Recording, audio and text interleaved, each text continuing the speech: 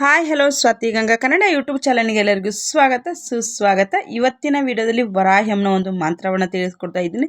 ಈ ಮಂತ್ರವನ್ನು ಯಾವ ಕೆಲಸಕ್ಕೋಸ್ಕರ ಹೇಳಬೇಕು, ಯಾವ ಒಂದು ಸಮಯದಲ್ಲಿ ಹೇಳಬೇಕು, ಯಾವ ಕಾರಣಕ್ಕೋಸ್ಕರ ಹೇಳಬೇಕು ಅನ್ನೋಂಥ ಕಂಪ್ಲೀಟ್ ಆಗಿರೋಂಥ ಮಾಹಿತಿನ ಕೊಡ್ತೀನಿ. ವಿಡಿಯೋ ಇಷ್ಟ ಆಗಿದ್ದರೆ ಲೈಕ್, ಶೇರ್, ಕಮೆಂಟ್, ಸಬ್ಸ್ಕ್ರೈಬ್ ಮಾಡಿಕೊಂಡು ಸ್ವಾತಿ ಗಂಗಾ ಕನ್ನಡ ಯೂಟ್ಯೂಬ್ ಚಾನಲ್ಗೆ ಎಲ್ಲರೂ ಸಪೋರ್ಟ್ ಮಾಡಿ ಅಂತ ಕೇಳ್ಕೊಳ್ತೀನಿ. ನೋಡಿ, ಇವತ್ತು ಇನ್ನೇನು ನಮಗೆ ಕಾರ್ತಿಕ ಮಾಸ ಪ್ರಾರಂಭವಾಗಿದೆ. ನಾನಿಲ್ಲಿ ಸರಳವಾಗಿ ಮನೆಯಲ್ಲಿ ಶುಕ್ರವಾರದ ಪೂಜೆಯನ್ನು ಈ ರೀತಿಯಾಗಿ ಮಾಡ್ಕೊಂಡಿದ್ದೀನಿ. ನೋಡಿ, ಬೆಳಗಿನ ಜಾವ 10:30 ಒಳಗಾಗಿ ನಾನು ಪೂಜೆಯನ್ನು ಮಾಡ್ಕೊಂಡಿದ್ದೆ.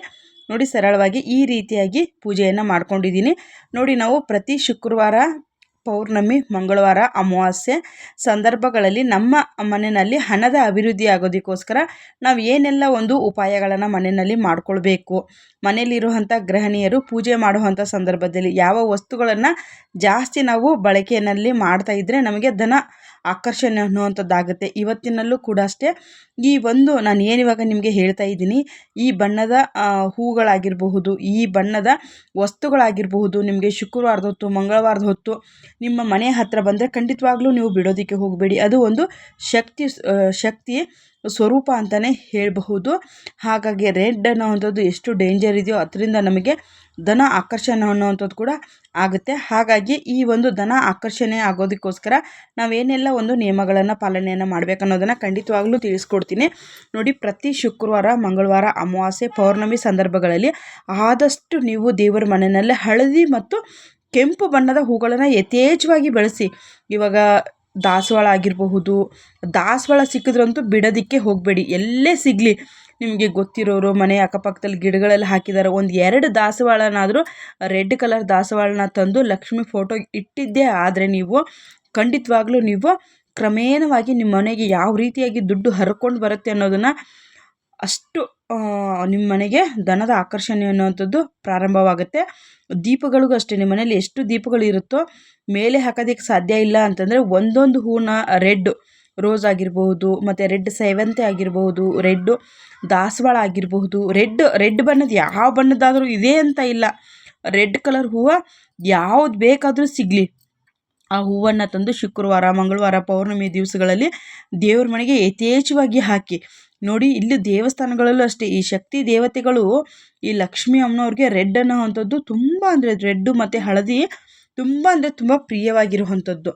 ಹಾಗಾಗಿ ಕೆಲವೊಂದು ನೋಡಿ, ಇವಾಗ ಓಂ ಶಕ್ತಿ ಮಾಲೆಗಳನ್ನು ಹಾಕಿರ್ತಾರೆ. ಆ ಒಂದು ಶಕ್ತಿ ಪೀಠದಲ್ಲಿ ಆ ಕೆಂಪು ಬಣ್ಣಕ್ಕೆ ಎಷ್ಟು ಒಂದು ಮಹತ್ವವಾದ ಒಂದು ಸ್ಥಾನಮಾನ ಇದೆ ಅಂತಂದರೆ ಅದು ಅಪಾರವಾಗಿರುವಂಥದ್ದು, ಹೇಳೋದಕ್ಕೂ ಅಸಾಧ್ಯವಾಗಿರುವಂಥದ್ದು. ಹಾಗಾಗಿ ನೀವು ಶುಕ್ರವಾರದ ಹೊತ್ತು ಎಲ್ಲೇ ಒಂದು ರೆಡ್ ರೋಸ್ ಆಗಿರ್ಬೋದು, ಆದಷ್ಟು ಯಥೇಚ್ಛವಾಗಿ ನೀವು ಶುಕ್ರವಾರ ಸಾಂಬ್ರಾಣಿ ಹೊಗೆ ಆಗಿರಬಹುದು, ಆ ರೀತಿಯಾಗಿ ನೀವು ದೇವ್ರ ಮನೆಯಲ್ಲೂ ಚೆನ್ನಾಗಿ ಕೆಂಪು ಬಣ್ಣದ ಹೂ, ಆದಷ್ಟು ಕೆಂಪು ಜಾಸ್ತಿ ಇರೋವಂಥ ಹೂಗಳನ್ನು ಬಳಸಿ.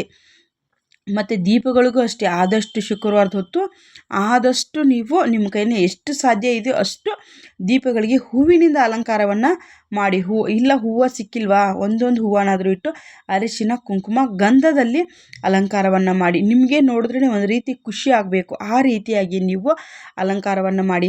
ಆದಷ್ಟು ಕೆಂಪು ಬಣ್ಣ, ಎಲ್ಲೇ ಒಂದು ದಾಸವಾಳ ಗಿಡ ಎಲ್ಲೇ ಒಂದು ಸಿಕ್ಕಿದ್ರೂ ಕೂಡ ಬಿಡೋದಕ್ಕೆ ಹೋಗಬೇಡಿ. ಆ ದಾಸವಾಳ ಹೂವು ಇಲ್ಲ ಅಂತಂದರೆ ಇವಾಗೇನು ಎಲ್ಲ ಕಡೆಗೂ ಸರ್ವೇ ಸಾಮಾನ್ಯವಾಗಿ ಪಾಟ್ಗಳು ಸಿಗ್ತವೆ.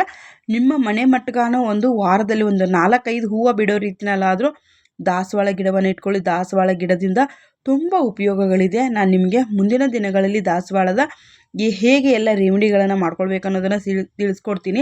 ಹೆಣ್ಣು ಮಕ್ಕಳಿಗೆ ಪ್ರತಿ ಒಂದು ಇದು ಒಂದು ಟಿಪ್ಸ್ ಅಂತಲೇ ತಿಳ್ಕೊಳ್ಳಿ. ಅವರಿಗೆ ಋತುಮತಿಯರಾಗ್ತಾರಲ್ವ, ಕೆಲವೊಬ್ಬರಿಗೆ ವಿಪರೀತವಾಗಿ ಅವ್ರಿಗೆ ಕಂಟ್ರೋಲ್ ಇಲ್ದರೇ ಬ್ಲೀಡ್ ಅನ್ನೋವಂಥದ್ದು ಆಗ್ತಾ ಇರುತ್ತೆ. ಈ ಕೆಂಪು ದಾಸವಾಳ ಏನಿರುತ್ತೋ, ದೊಡ್ಡವಾಗಿ ಗಿಡಗಳಿರ್ತದಲ್ಲ, ಚೆನ್ನಾಗಿರುವಂಥ ಒಂದು 5-6 ದಾಸವಾಳನ ತೆಗೆದುಕೊಂಡು ಬಂದು ಚೆನ್ನಾಗಿ ಅದನ್ನು ಚೆನ್ನಾಗಿ ತೊಳಿಬೇಕು. ಯಾಕಂದರೆ ಸಣ್ಣ ಸಣ್ಣ ಹುಳುಗಳು ಇರ್ತವೆ, ಬ್ಲ್ಯಾಕ್ ಕಲರು, ವೈಟ್ ಕಲರು.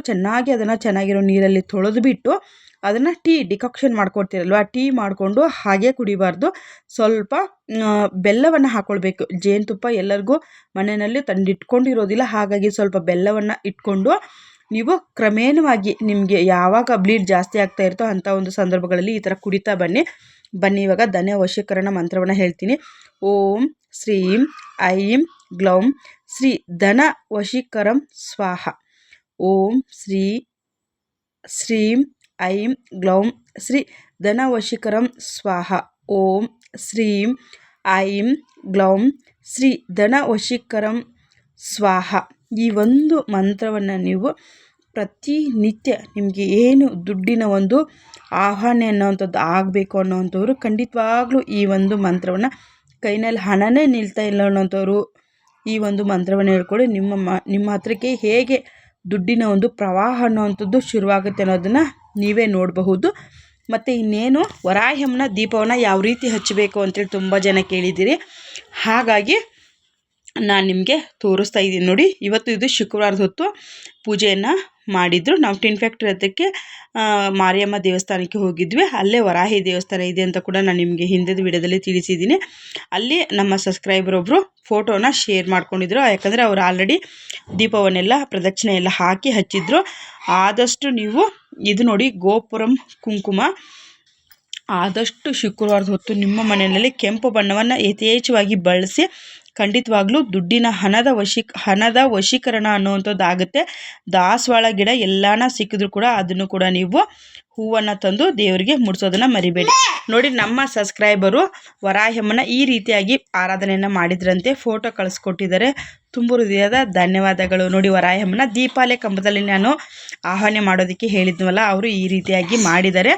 ಅವ್ರಿಗೂ ಕೂಡ ಅವ್ರು ಏನೆಲ್ಲ ಒಂದು ಕೇಳ್ಕೊಂಡಿದ್ದಾರೆ ಆ ವರಾಹಿ ತಾಯಿ ಖಂಡಿತವಾಗಲೂ ಕರುಣಿಸಲಿ. ನೀವು ಯಾರಿಗೆಲ್ಲ ದುಡ್ಡಿನ ಅವಶ್ಯಕತೆ ಇದೆಯೋ, ದುಡ್ಡಿನ ಪ್ರವಾಹ ಬರಬೇಕು ಅನ್ನೋವಂಥವ್ರು ದಾಸವಾಳ ಹೂವನ್ನು ಇಟ್ಟು ಪೂಜೆಯನ್ನು ಮಾಡಿ. Thank you for watching. ನಮಸ್ತೆ. Take care.